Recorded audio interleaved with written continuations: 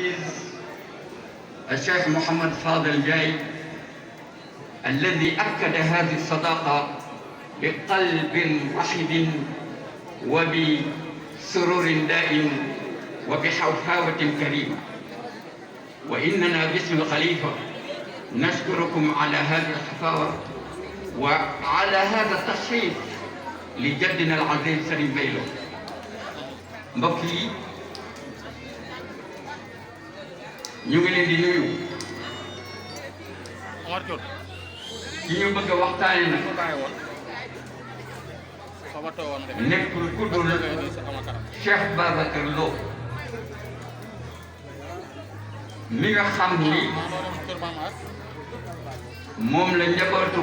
Cheikh Mouhamad Fadal Ndiaye jaglee bis bii muy lu tedd ci kër gi lu tedd ci xalifa moo tax mboolem rakkam ànd nag ñoom ci jëfay ak i taalibeem ak ñëpp ñoo xam ni nekk nañ ca kër ga gunge nañ koo egsi fii